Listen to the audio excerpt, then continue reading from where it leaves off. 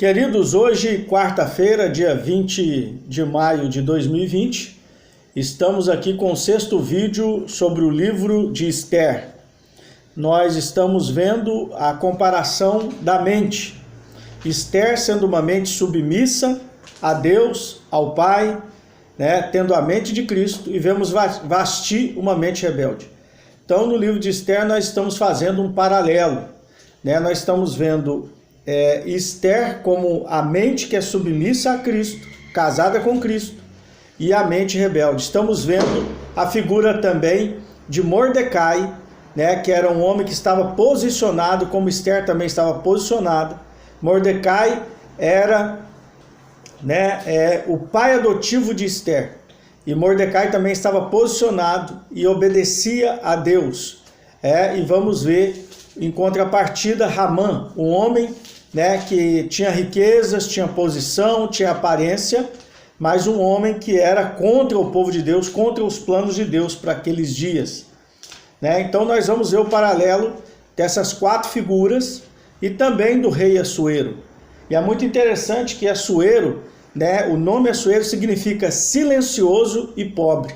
E nós vamos ver exatamente essa ação de Assuero no livro. Ele não vamos dizer assim, um protagonista das ações para libertar o povo de Deus e para tomar ações em direção ao povo de Deus. Nós vemos acontecendo, Deus, o nosso Pai, usando Esther e usando Mordecai para poder libertar o povo de Deus, para poder guardar o seu povo ali dentro do Império Medo-Persa. Então é muito significativo nós olharmos para o livro de Esther com esse paralelo. Esther é um tipo de Cristo, ou o Espírito de Cristo estava sobre ela. Mordecai é um tipo de Cristo, ou o Espírito de Cristo estava sobre Mordecai. E esses dois personagens apontam para Cristo. Nós vemos características de Cristo na vida deles. Nós vimos nos vídeos anteriores que Esther abriu mão da sua própria vida ao ir diante do rei Assuero, semelhante ao que Cristo fez.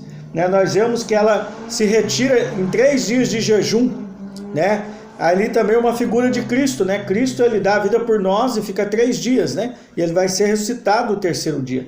Nós vamos ver também um paralelo em relação a Esther, que ela está posicionada. Ela representa uma mente posicionada em Cristo. Uma pessoa posicionada e humilde. Porque mesmo ela sendo rainha, nós vimos no capítulo 4 que ela era totalmente submissa a Mordecai. No capítulo 3 vai ficar muito evidente que ela era submissa a Mordecai.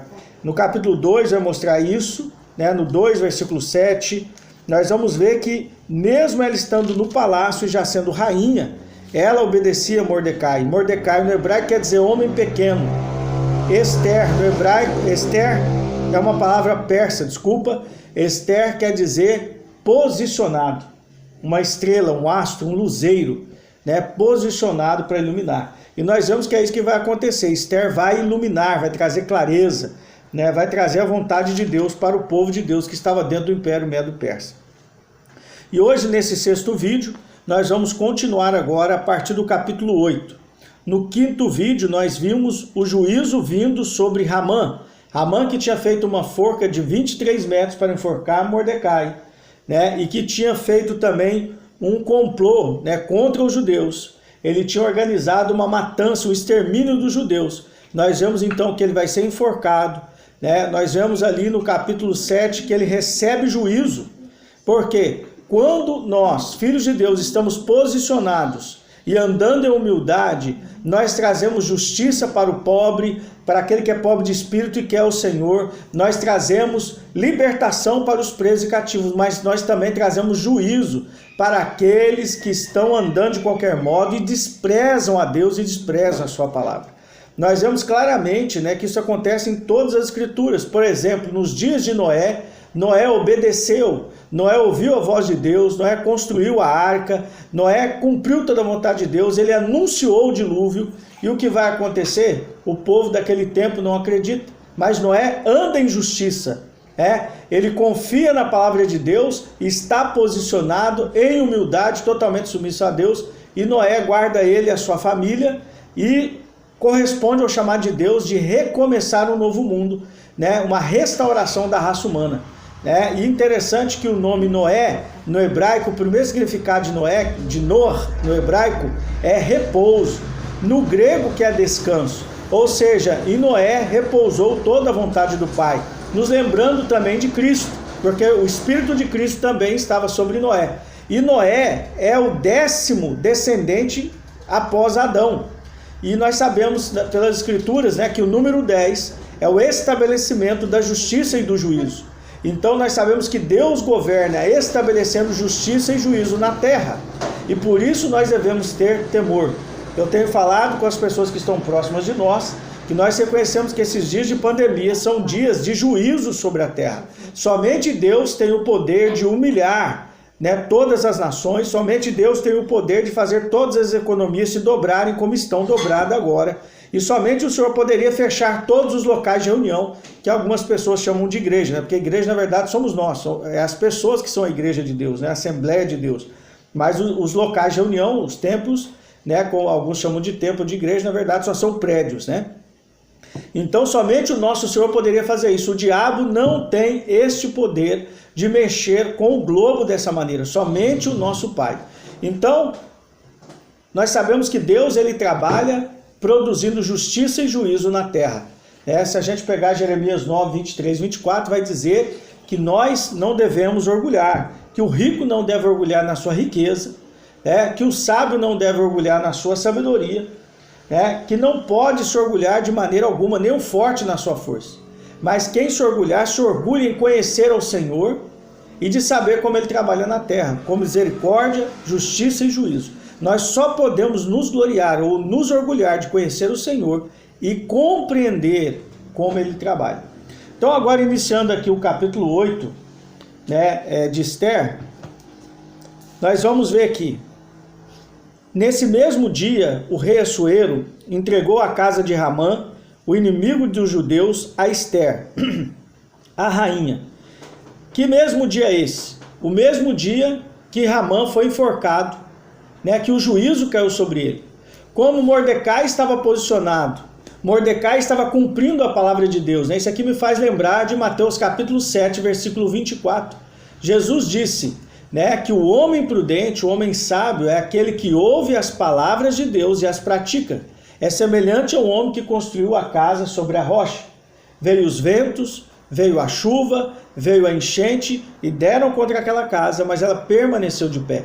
E Mordecai era um sábio construtor. Mordecai era realmente um sábio, era prudente. Porque quando Ramã foi reconhecido por Assuero como tendo a primazia entre os seus oficiais, Ramã saiu se exibindo.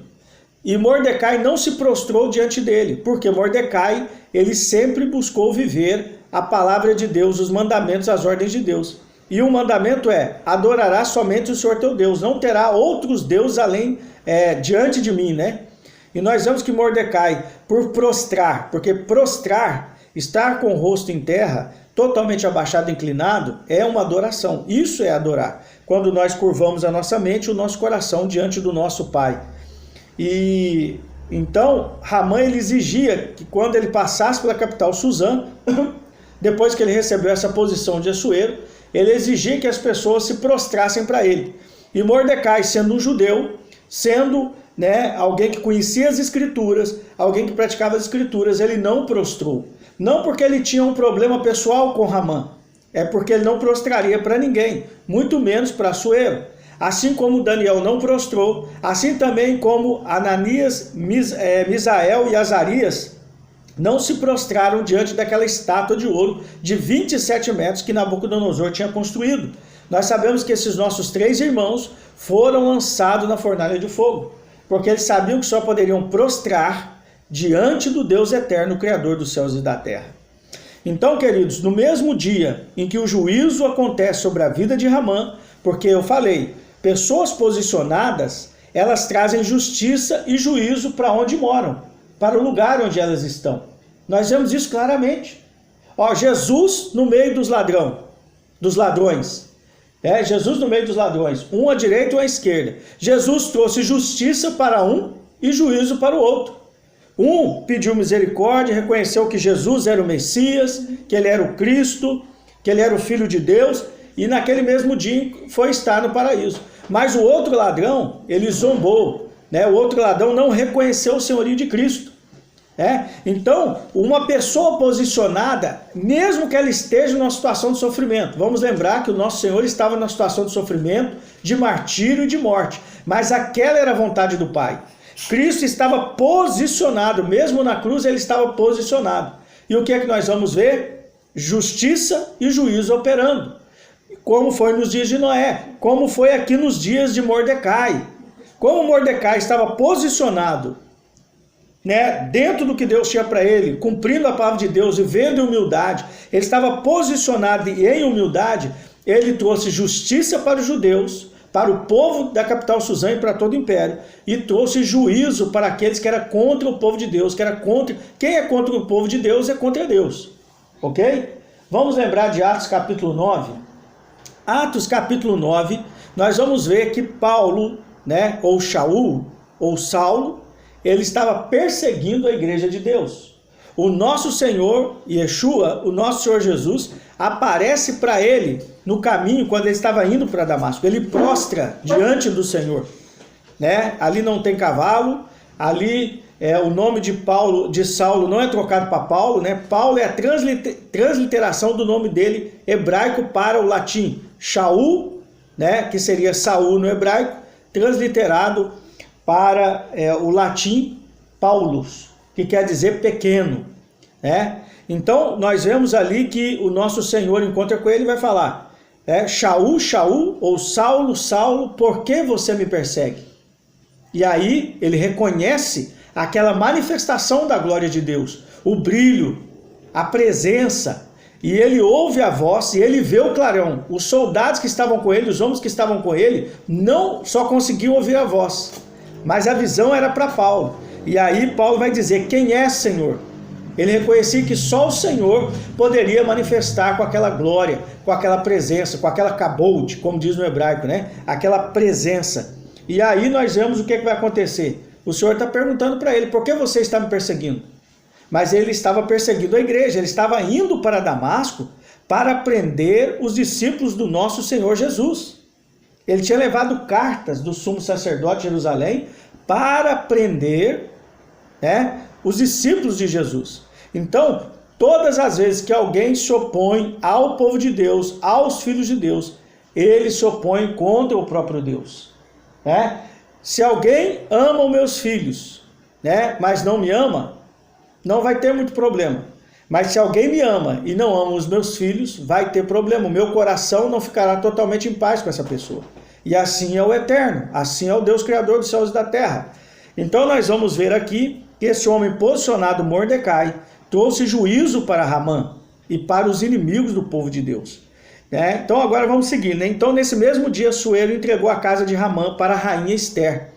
E lembrando que Ramã era um homem muito rico, então ela recebe esse despojo, porque era uma batalha espiritual, era uma guerra espiritual, né? Então o despojo é a casa de Ramã. E aí vai dizer que Mordecai também compareceu diante do rei, pois Ester revelou o seu parentesco com ele. Lembra que Mordecai tinha pedido no capítulo 2 para ela não revelar, né, de qual povo ela pertencia, nem família? Né? Como Mordecai era sábio, era inspirado por Deus, era direcionado por Deus. Então nós vemos que agora ela vai revelar que Mordecai era seu parente e Mordecai vai se apresentar diante do rei. E agora olha o que é que vai acontecer, isso aqui é lindo, né? O rei retirou o anel de selar, tomado de Ramã, e o deu a Mordecai. Ou seja, Mordecai passou a estar na posição, no lugar que Ramã estava, no reino. Ele passou a ser o principal oficial, né, no Império Medo-Persa.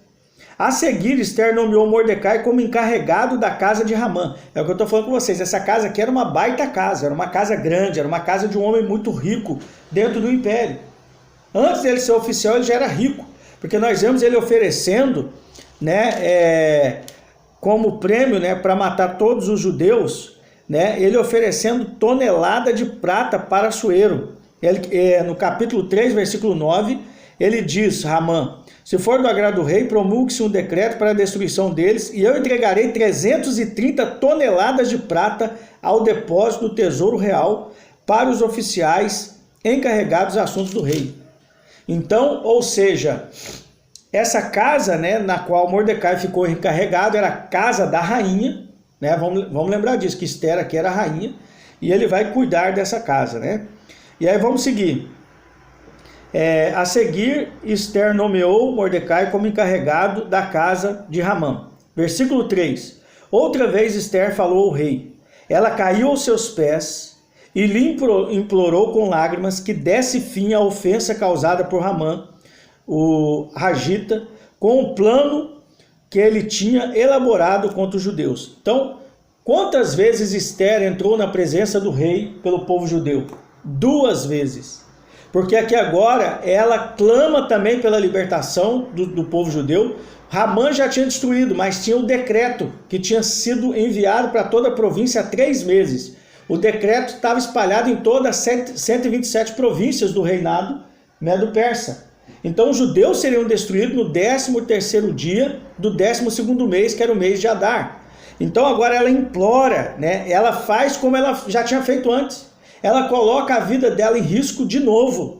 E agora, pela 2ª vez, olha só o versículo 4. O rei estendeu o cetro de ouro para Esther. Olha o favor de Deus.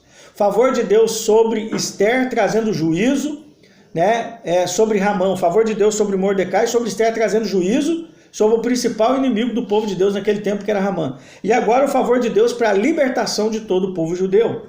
E aí nós vamos ver que o rei estende o cetro de novo. Então isso vai acontecer 2 vezes. Ela ir diante do rei e o cetro ser estendido 2 vezes. Em 2 momentos diferentes. Por isso, Esther levantou-se e ficou diante do rei.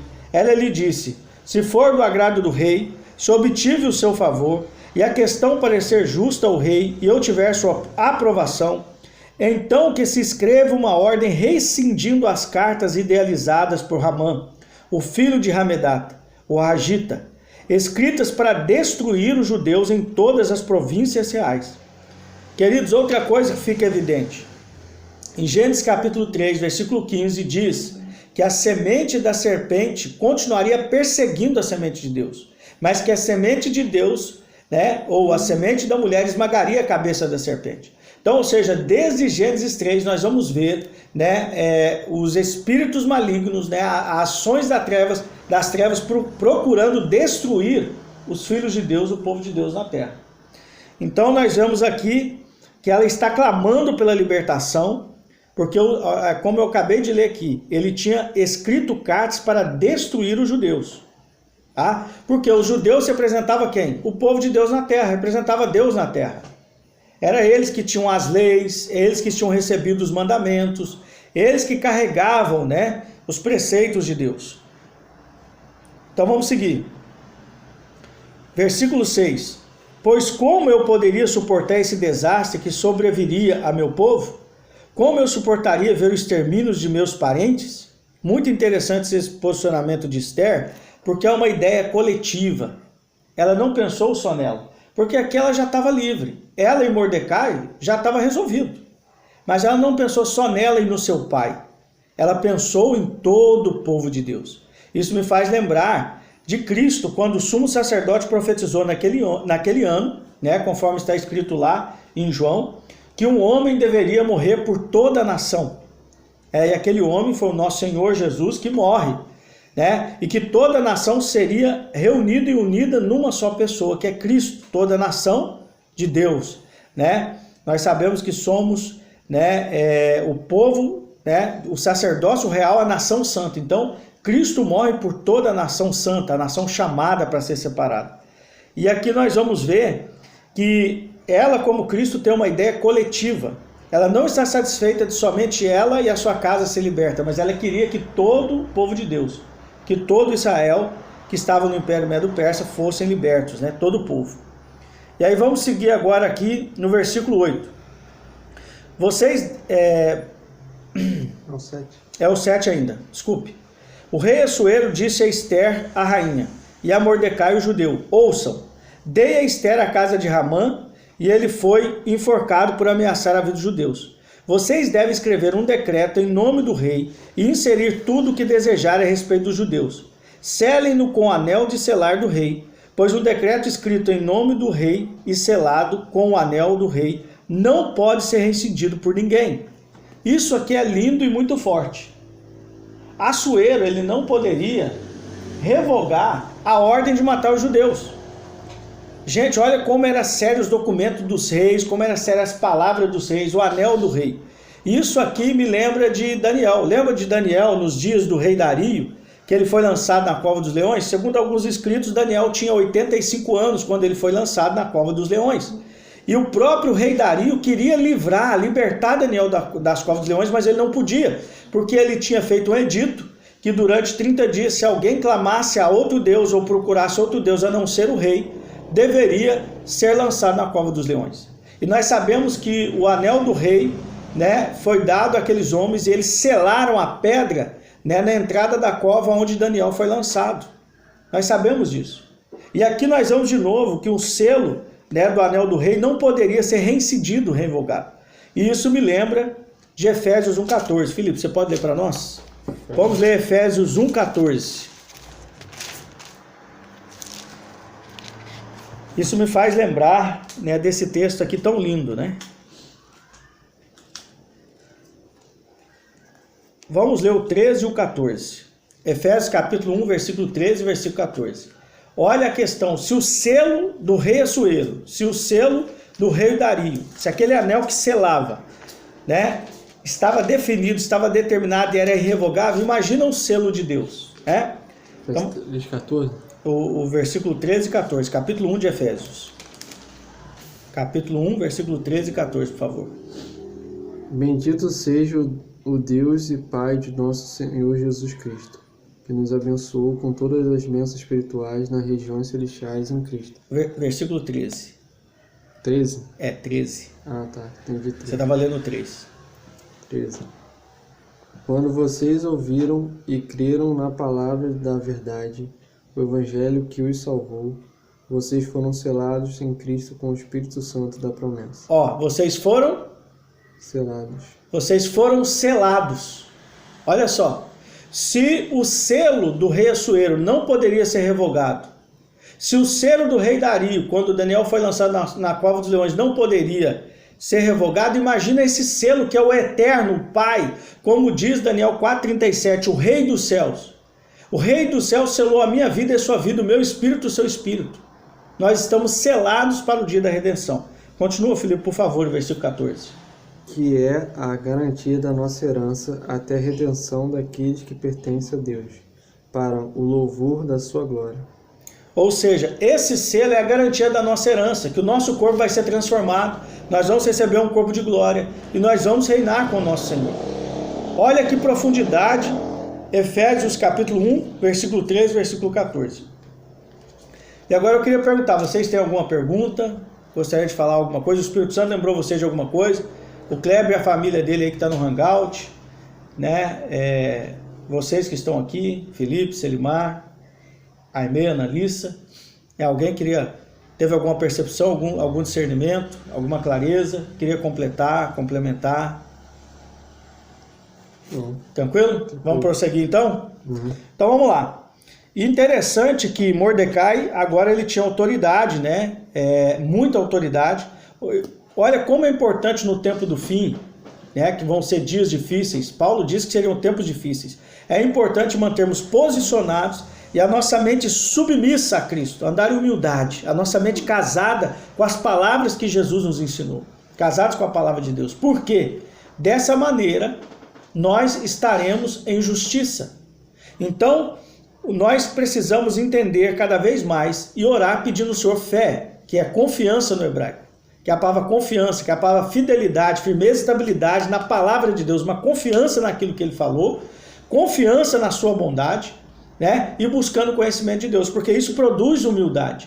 Então, pessoas posicionadas e humildes não estarão sendo influenciadas pelo espírito do anticristo nos últimos dias. Veja que Daniel viveu na Babilônia, o espírito do anticristo estava lá operando.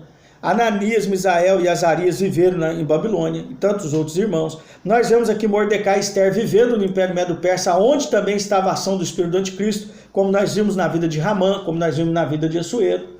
Então o que nós precisamos entender? Pessoas posicionadas, Efésios 2,6. Deus o Pai nos ressuscitou com Cristo e nos assentou no céu. Existe uma realidade espiritual a respeito de nós estamos posicionados, nós estamos assentados no céu.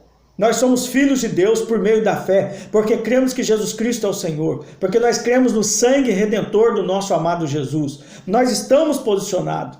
Então, queridos, isso é muito alto. Agora nós devemos cultivar a humildade, que é um fruto do Espírito. Nós devemos desejar ser humildes, mansos e humildes. O Senhor diz que nós encontraremos descanso para nossas almas em Mateus 11, 29. No 28 ele diz: vinde a mim todos vós que estáis cansados e sobrecarregados. Aí no 29, aprendei de mim que sou manso e humilde de coração e encontrarei descanso para as vossas almas. Então como nós devemos viver o tempo do fim? Posicionados. A posição real que nós temos em Cristo, somos sacerdotes, estamos sendo preparados para reinar e governar com Cristo sobre essa terra. Então nós devemos manter a fé, continuar posicionados neste lugar, tendo clareza e andando em humildade. E queridos, eu tenho falado com vocês, o livro de Esther fala muito sobre a mente, porque a realidade espiritual já existe. Cristo já conquistou para nós um lugar, mas a nossa mente, o nosso entendimento, que é muito pequeno, a nossa mente ainda é muito obscura, precisa de luz, iluminação. Por isso que nós estamos estudando hoje aqui a palavra de Deus, porque o azeite que as 10 virgens tinham que ter na lâmpada, e na vasilha, é a revelação de Jesus Cristo, é a revelação do reino de Deus por intermédio de Cristo, que só o Espírito Santo pode nos dar. Então o que eu quero falar para você? Trabalhe a sua mente, transformai-vos pela renovação do vosso entendimento. Romanos 12, versículo 2. 1 Pedro, como nós temos lido, empenhe-se em trabalhar a vossa mente. Queridos, o nosso serviço espiritual, o nosso serviço sacerdotal, o primeiro serviço espiritual sacerdotal é trabalhar a nossa mente, o nosso coração, retirando todo orgulho, toda amargura, toda tristeza, todo engano, toda malícia, toda inveja, toda arrogância, toda prepotência, tudo aquilo que não coopera com o reino de Deus, com a expansão do reino de Deus dentro de nós. Então o nosso trabalho em Cristo é muito mais de retirar, porque na verdade, como diz 2 Pedro capítulo 1, versículo 3, que o poder de Deus já nos concedeu tudo a respeito da vida e da piedade. Então, querido, trabalhe a sua mente.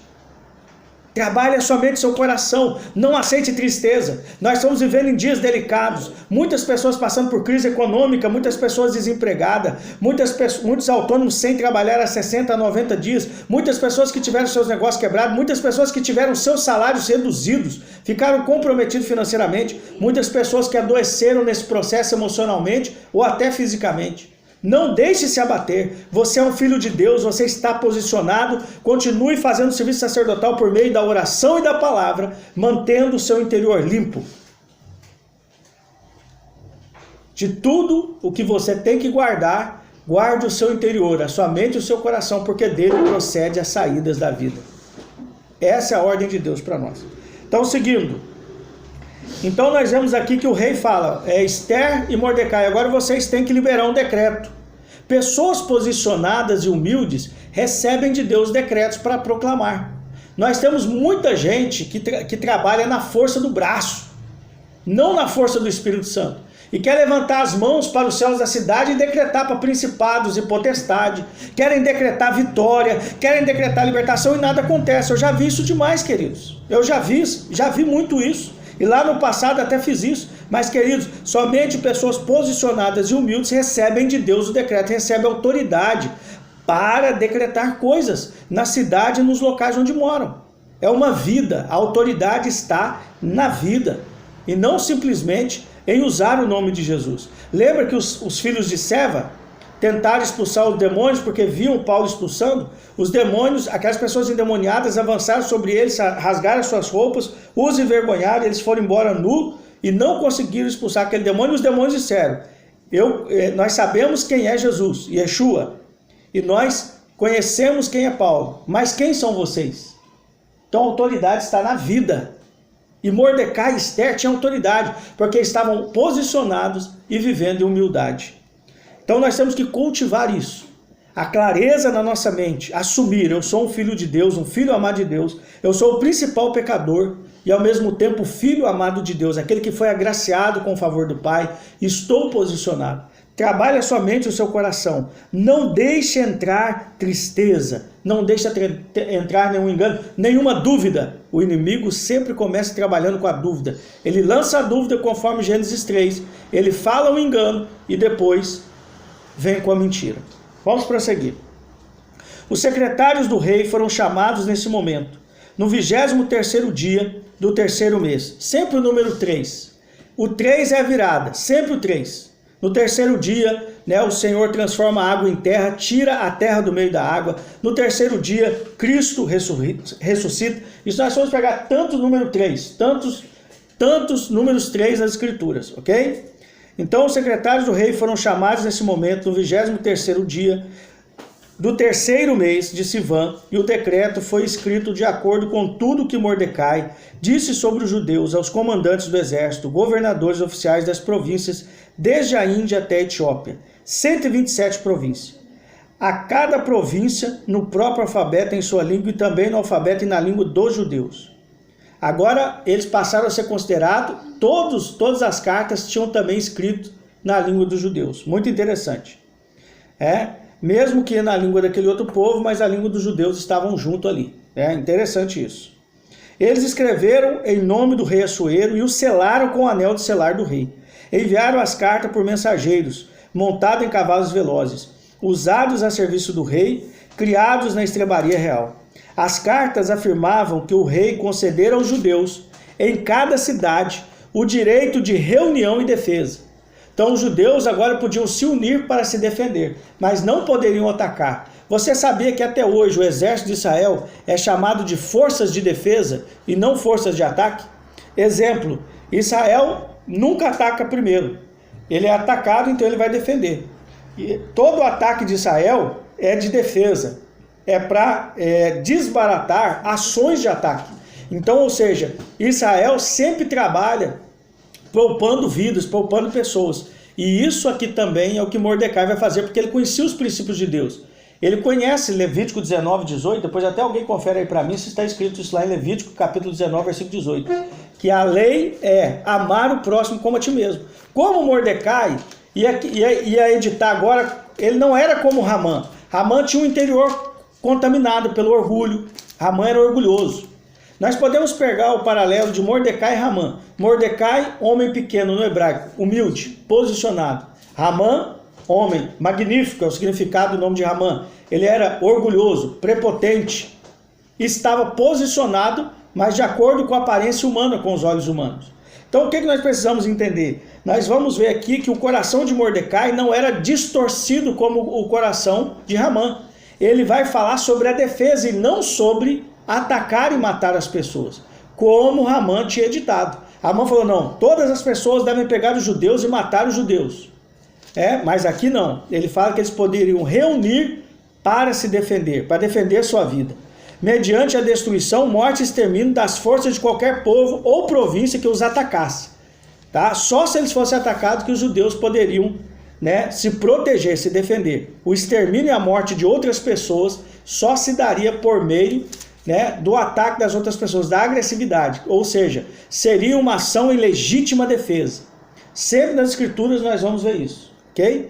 Alguém achou aí Levítico 19, 18? É isso que está escrito? 19, 18. Está escrito isso? Ok. Então vamos lá. O direito de reunião em defesa de sua vida mediante a destruição, morte e extermínio das forças de qualquer povo ou província que os atacasse, bem como a seus filhos, mulheres ou a quem tentasse confiscar seus bens. No dia designado em qualquer província do rei Assuero, ou seja, o 13º dia do 12º mês, o mês de Adar. Interessante que o mês que Ramã decretou a morte dos judeus foi o primeiro mês, o mês de Nissan, que era o mês da saída do Egito. No 13º dia, um dia antes de Páscoa. E agora aqui, 11 meses depois, no 12º mês, que representa o mês de governo, né, no 13º dia, os judeus seriam destruídos. Interessante que no mês de Adar, o primeiro mês era Nissan, quer dizer, o dia da saída, da libertação, da fuga do Egito, né, e o 12º dia agora, o dia glorioso. O 12º mês representa glorioso, né, porque o nome dele é Adar. Adar quer dizer glorioso, ok? Então vamos seguir.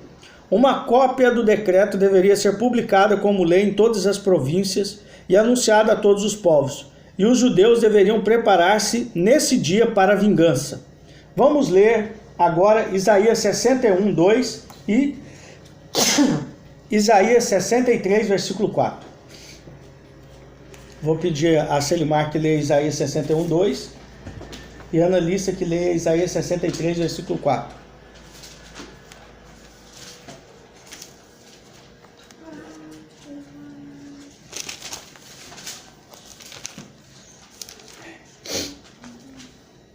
Você 64 aqui? 61, versículo 2, Isaías 63, versículo 4. Eu vou pedir a Aimee para ler depois para nós Lucas, capítulo 4, versículo 16. Então vamos lá, pode começar. Para proclamar o ano do favor de Adonai e o dia da vingança do nosso Deus, para consolar todos os pranteadores, e o dia da vingança do nosso Deus, para confortar todos os choros. Então nós vemos aqui Isaías 61, 2, que a pregação do Evangelho do Reino, nós falamos do ano da salvação, do ano da redenção, mas nós anunciamos o dia da vingança. Então, ou seja, é preciso pregar o Evangelho, anunciando para as pessoas que Jesus Cristo ele vem reinar sobre a terra, ele é o Senhor, ele é o dono de tudo. E aquelas pessoas que não reconhecerem estão debaixo da ira de Deus. Há um dia da vingança para todos aqueles que estão contra o Eterno. O que nós precisamos entender? Na terra nós temos dois tipos de pessoas. Pessoas que estão a favor de Deus e do seu reino, e pessoas que estão contra, né, Deus e contra o seu reino. Nós temos a posição, aqueles que estão posicionados e aqueles que estão oposicionados. Estão em oposição. E é necessário reconhecer hoje Jesus como Senhor, como dono de tudo, como aquele que morreu e ressuscitou para nos salvar. É necessário reconhecer que a terra dele pertence a ele, que ele vem reinar aqui, que existe o reino do Messias, conforme Efésios capítulo 5, versículo 5. E é necessário então que nós rendamos essa verdade, porque senão as pessoas estarão debaixo do dia da vingança. Isaías 63, versículo 4. Analisa. Porque o dia da vingança estava no meu coração, e o ano da redenção havia chegado. Isaías 63, versículo 4, vai cumprir em Lucas 4, onde a Aimee vai ler. Né? Lucas 4, versículo 17, versículo 18. O que nós precisamos entender? Isaías 63 diz o seguinte, que o dia da vingança estava no meu coração. Olha que curioso agora o que a Aimee vai ler. Lucas 4, 17 e 18. Lê para nós. Foi-lhe entregue o livro do profeta Isaías. Desenrolando-o, achou o lugar onde está escrito: O Espírito do Senhor está sobre mim, porque me ungiu para pregar o evangelho aos pobres. Ele me enviou para proclamar a libertação dos aprisionados e a recuperação da vista aos cegos, para restituir a liberdade aos oprimidos. Veja que Yeshua, o nosso Senhor Jesus, quando vai ler na sinagoga no sábado, ele não prossegue lendo o dia da vingança do nosso Deus. Porque conforme Isaías 63, 4, ele guardou no coração. Ele parou, ele interrompeu a leitura. Por quê? Aquele tempo era o tempo da redenção, ele veio trazer salvação e redenção. Mas há um dia determinado, conforme Atos capítulo 17, do 24 ao 30, há um dia determinado para o juízo. O juízo final, o dia do juízo é certo. Assim como, né, existe o dia, a noite, o sol e a lua, o dia do juízo é certo. Chegará esse dia. Por isso que hoje nós temos que prestar conta a Deus. Porque juízo quer dizer prestação de conta, Deus tomando conta das coisas. Olha, como você viveu, como você cuidou da terra, como você cuidou das pessoas que estavam ao redor de você. É o dia que nós vamos ter que prestar conta. Isso nós devemos fazer diariamente, reconhecendo o senhorio de Deus e buscando a sua graça para nós vivermos a sua vontade. né? Então nós vamos ver que o dia da vingança é uma realidade. Então nós vamos ver agora aqui que a cópia do decreto falava desse dia da vingança contra seus inimigos, contra o inimigo do povo de Deus. Versículo 14. Mensageiros montados em cavalos velozes, usados no serviço do rei, partiram rapidamente, com pressa, por causa da ordem do rei, e o decreto foi promulgado em Suzã, a capital. Esther, capítulo 8, versículo 15 agora. Enquanto isso, Mordecai saiu da presença do rei, vestindo um traje real azul e branco. Isso aqui é lindo, né? Representa que o azul na escritura representa o Espírito Santo, o branco representa pureza. Era uma veste real, uma veste da realeza, né? Então ele estava vestido de um traje real azul e branco, com uma grande coroa de ouro e um manto de linho fino e púrpura, representando aqui o próprio Cristo, o homem pequeno. Mordecai no hebraico quer dizer homem pequeno, representando aqui o nosso próprio Senhor, conforme diz lá em Filipenses capítulo 2, do versículo 9 ao 11. Que Deus, o Pai, o exaltou soberanamente e lhe deu o nome que está acima de todo nome. Então, Mordecai é um tipo de Cristo, né? Nos aponta para Cristo. Vamos seguir. E um manto de linho fino e púrpura.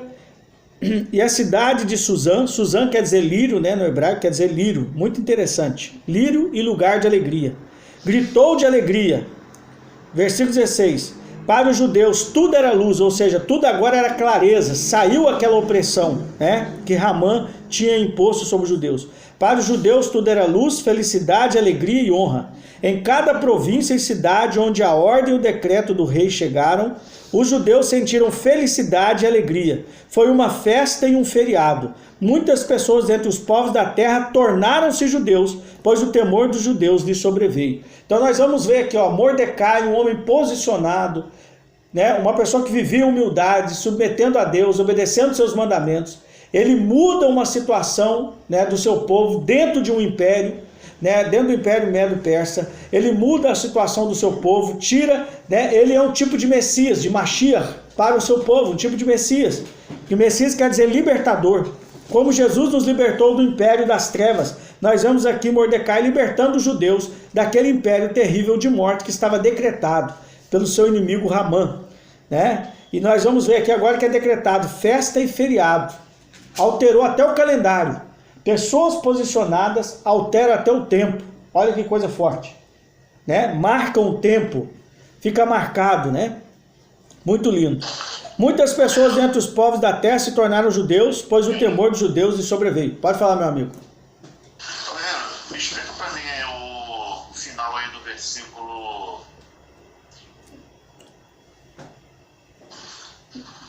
Final do versículo 17. Explica melhor. Ele como assim? Ele comprou a cidadania? Não entendi. Em cada província e cidade onde a ordem do decreto do rei chegaram, os judeus sentiram felicidade e alegria. Foi uma festa e um feriado. Muitas pessoas dentre os povos, ou seja, de todas as nações, da terra tornaram-se judeus, pois o temor dos judeus lhes sobreveio. Eu creio aqui, o que acontece? Eles procuraram os judeus, né? E aqui já existiam as sinagogas, porque as sinagogas passaram a existir no tempo de Babilônia. Procuraram os judeus e começaram a frequentar as sinagogas e aceitar, né, a lei de Deus, a instrução de Deus.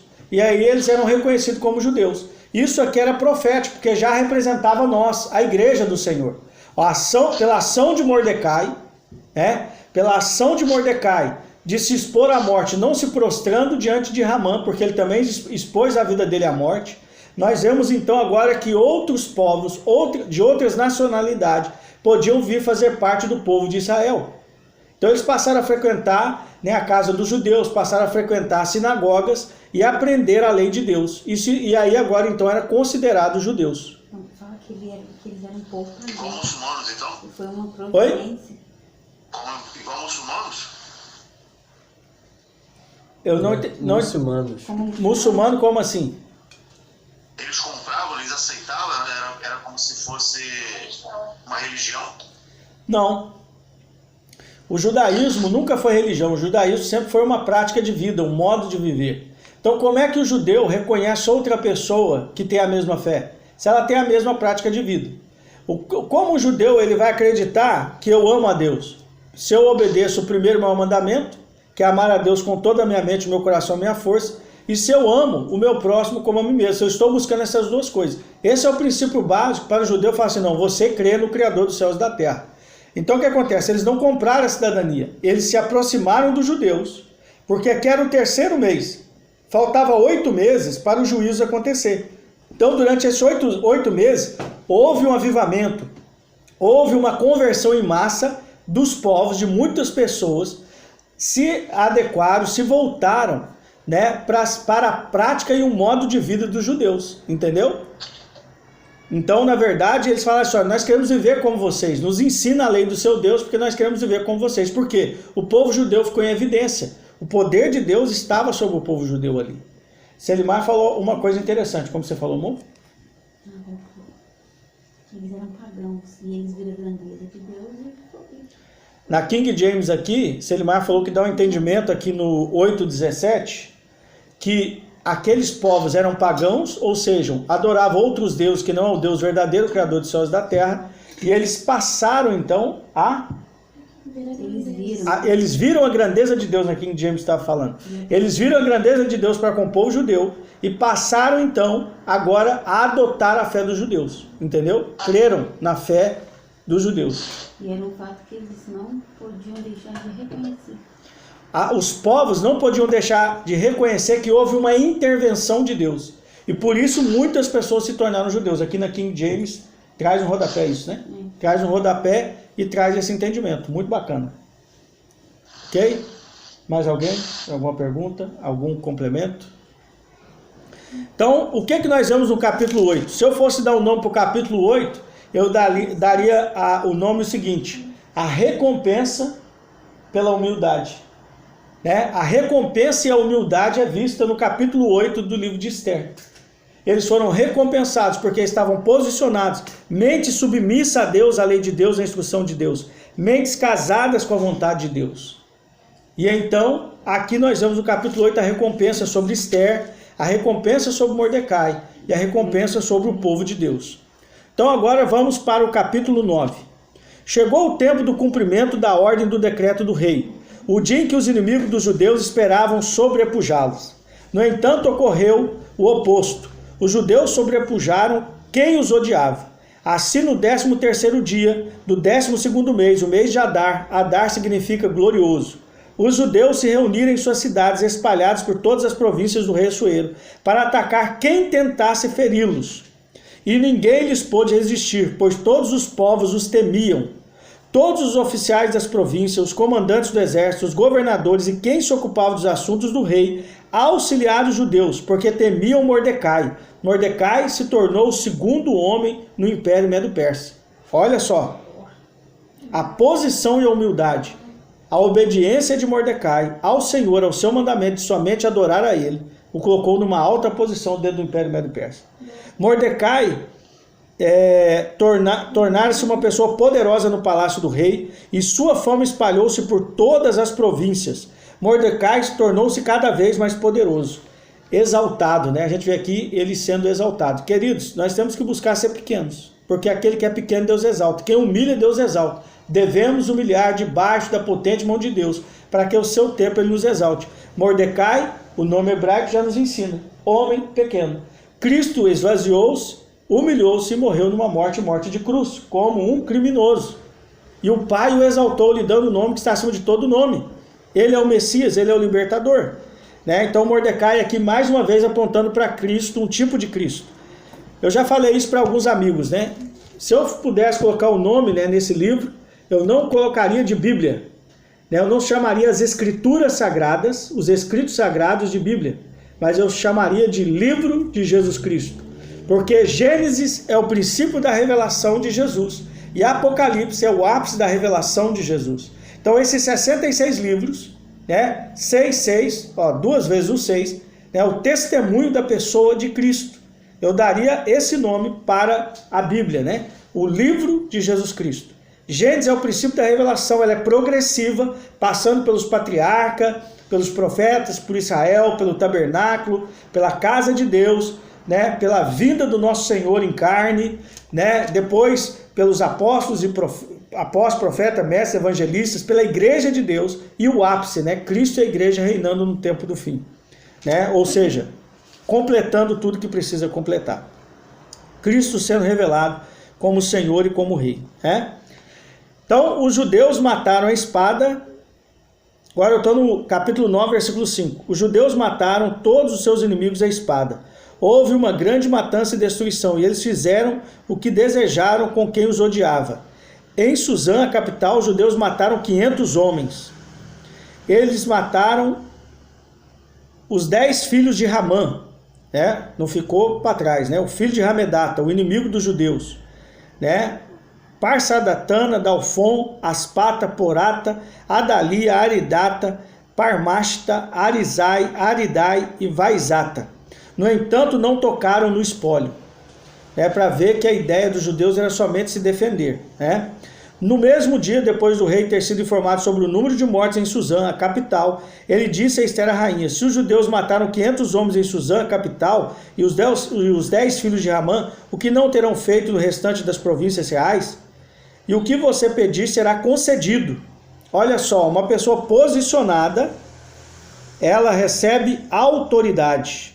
Assuero vai dizer: e o que você pedir será concedido. Gente, quando Assuero ele concedeu essa autoridade sobre eles, o seu império arriscava perder muitos trabalhadores, muita mão de obra.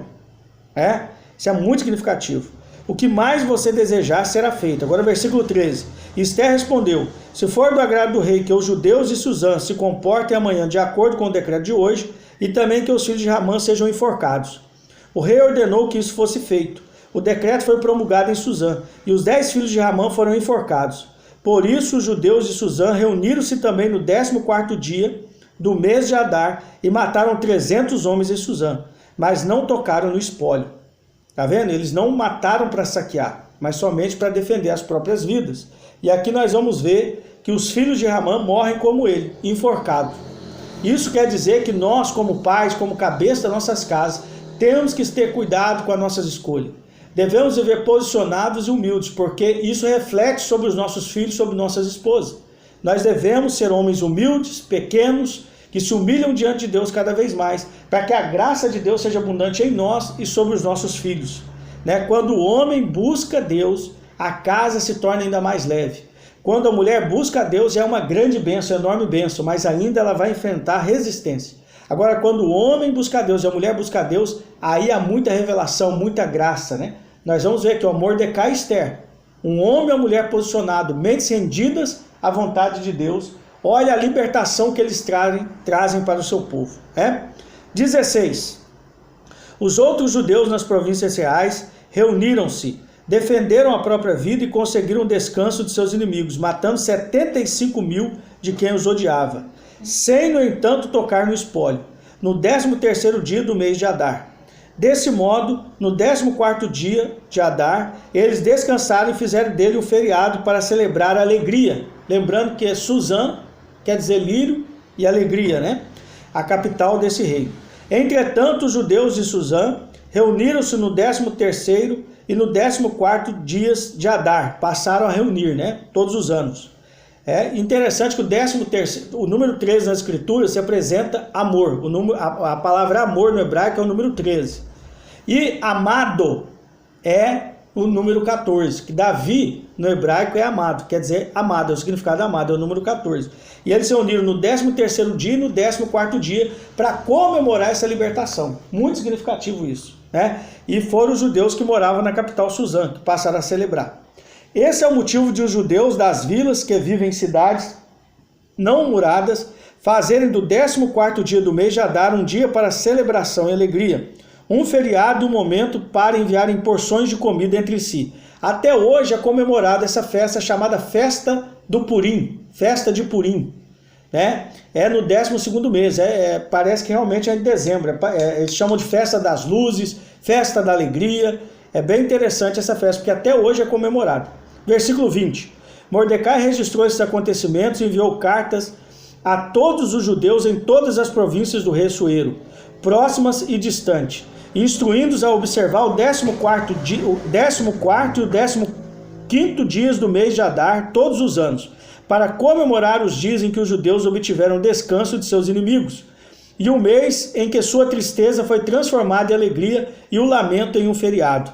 Deveriam celebrar esses dias com alegria, enviando porções de comida uns aos outros e dando presente aos pobres. Muito significativo. Olha só, eles deveriam se alegrar, deveriam dar presente uns aos outros, enviar comida e deveriam dar presente aos pobres. Muito significativa a comemoração, né? E lembrando que é o 12º mês, que é o mês de Adar, o mês glorioso, né? Todos esses são sinais interessantes e importantes. Então os judeus resolveram dar continuidade ao que haviam começado a fazer quando Mordecai lhes escreveu: pois se Amão, filho de Hamedato, o Agagita, o inimigo dos judeus, conspirara contra os judeus para destruí-los, lançando pur, isto é, sorte. A palavra pur em hebraico, sorte, né? Para esmagá-los e destruí-los. Quer dizer, aqui eu preciso de rever se é a palavra hebraica ou se é uma palavra persa, tá, queridos? Pode ser que seja persa. Para esmagá-los e destruí-los. Quando Esther apresentou-se ao rei, e ele ordenou por meio de cartas que o esquema ímpio de Ramã, que visava os judeus, recaísse sobre a cabeça dele e que ele e seus filhos fossem enforcados. Esta é a razão de esses dias terem sido chamados Purim, vocábulo derivado de pur. Assim, por causa de tudo o que se encontra escrito nessa carta, do que eles viram a respeito desse assunto e do que lhes aconteceu, os judeus resolveram que eles mesmos e seus descendentes observariam sem falhar esses 2 dias de acordo com o que está escrito nessa carta no tempo certo, todos os anos.